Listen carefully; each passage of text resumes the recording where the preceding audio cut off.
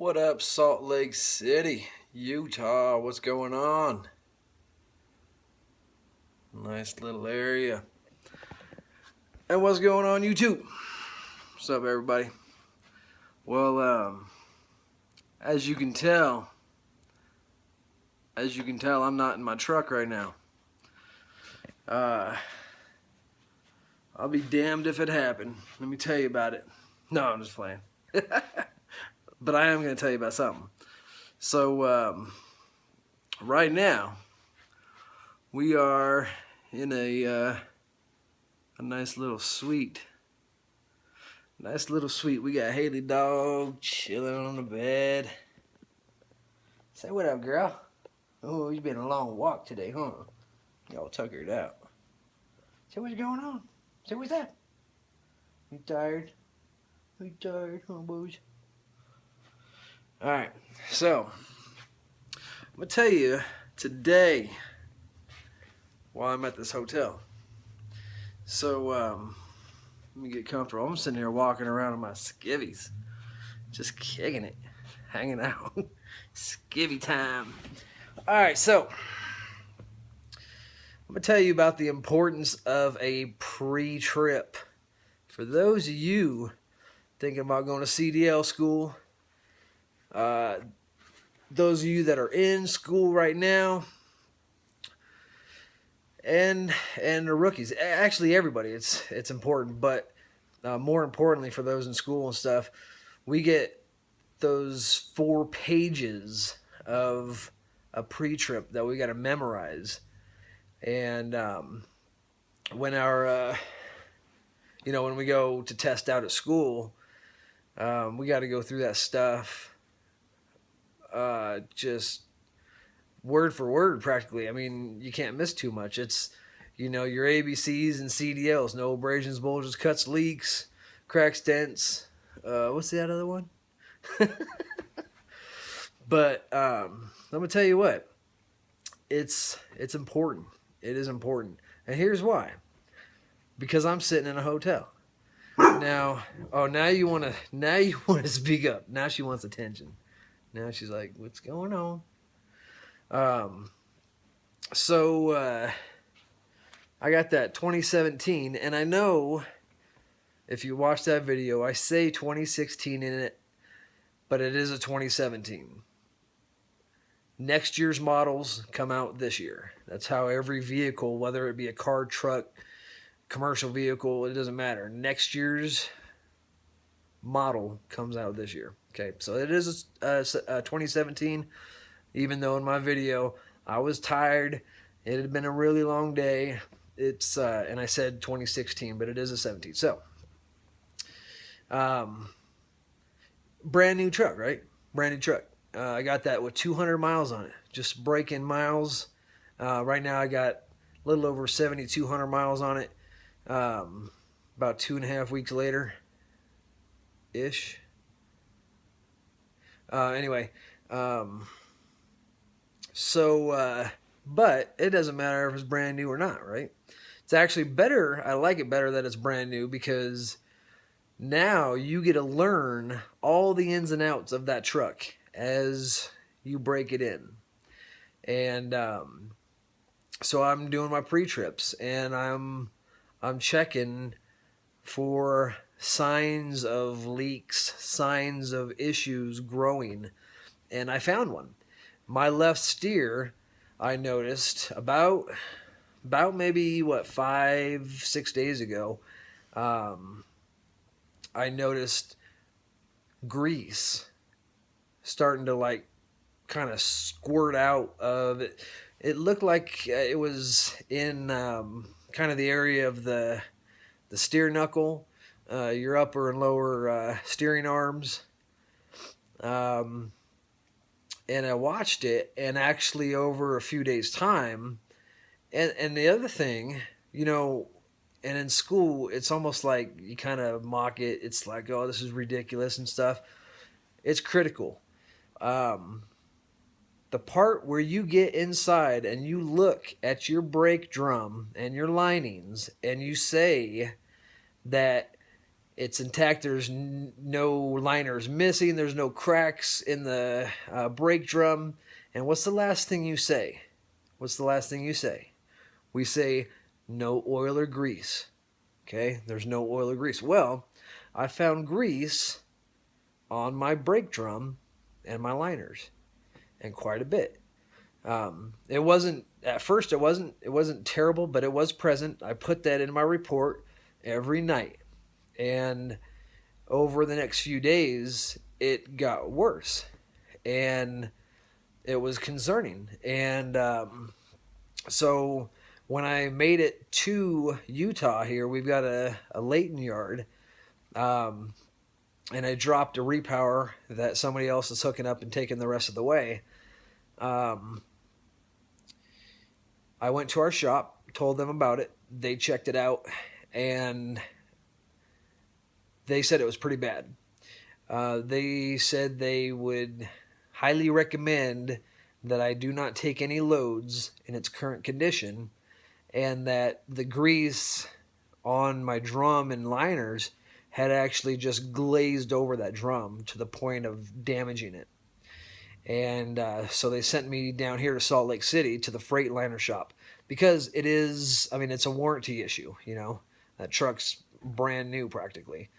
So I bobtailed down to the Freightliner shop, checked it in yesterday, and they're working on it, which is why I'm in the hotel. Because since I'm in the hotel, or since I'm at the shop there, they do, it's kind of like a mini truck stop, you know, where they've got they've got a driver's lounge, they got shower, they got, you know, facilities, they got a little cafe that opens up in the morning, Lazy Boys, TV, all that stuff. But what about Haley Dog? My dog can't come in there with me, so that kind of eliminates me too. We can't stay in the truck while it's in the bay being worked on.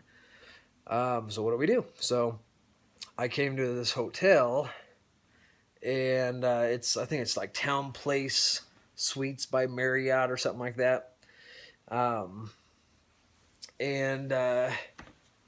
I'm just waiting. I'm just waiting to get this thing fixed. Now, I talked to them this morning. I've been in touch with them all day. They're going to, they had to order a part, which won't be here until tomorrow now. So I'm kind of in the same boat. I'm homeless for 2 days, 2 nights. And May Trucking is putting me up in this fine hotel here. Schwanky accommodations, let me tell you. Now, I will say this. I'll say this right away. This isn't something I would expect, okay? Probably most times, maybe 8 out of 10 times, 9 out of 10 times, you're not going to get something nice like this. Nor with any trucking company, you know. If you're put out of your truck, you're going to get a bed in a box, you know, in a square box, and it is what it is. You know, you got a roof and you got some place to sleep. But so yes, May is covering this hotel for me, all right? But I made the decision to come here last night on my own because I made several calls to different hotels, and this one was pet friendly, and the cheapest. There was other pet friendly ones, but they were more expensive. And the other reason is, yeah, go ahead and bark at your reflection. Oh, you see a dog down there by the lake. All right. All right. So, yeah.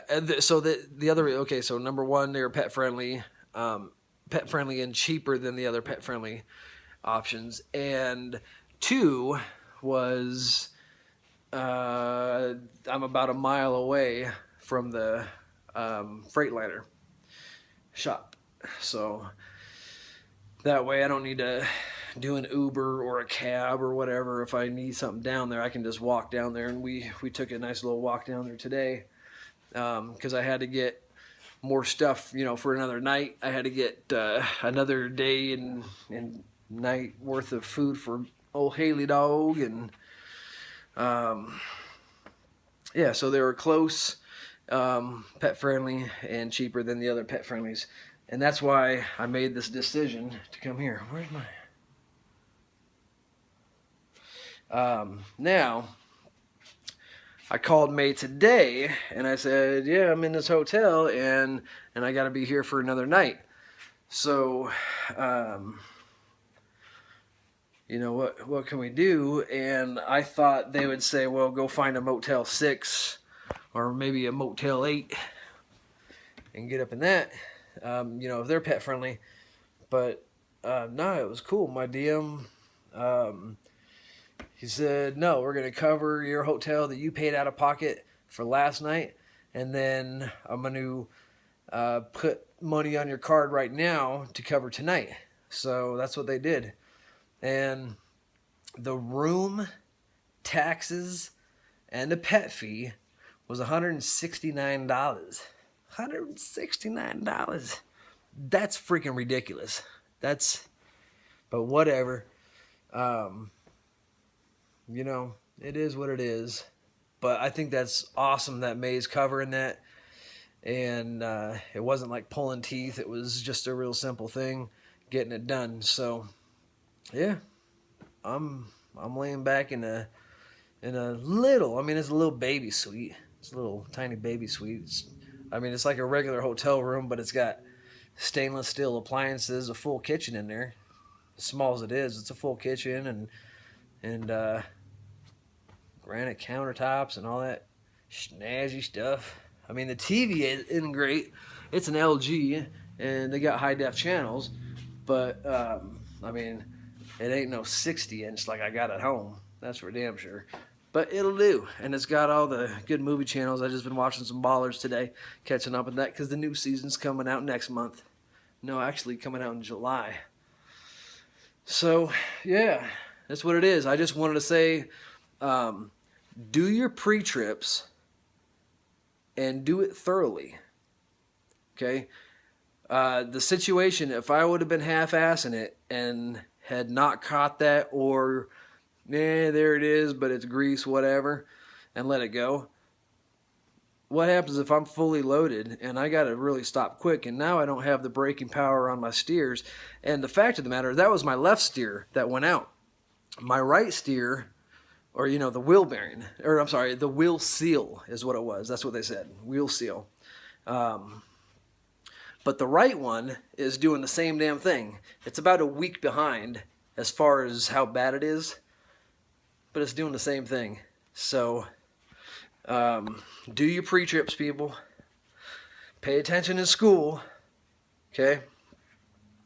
Learn that pre-trip, because it's important, because it can save your life, and it can save other people's lives. And best case scenario, it can keep you from a breakdown and sitting on the side of the street for half a day or something like that, however long it takes for them to come out to you. So take that stuff seriously. Get it done. Do it right. Be thorough about it. Once you get it down, it doesn't take that long. It's not an hour process like learning that thing in school word for word.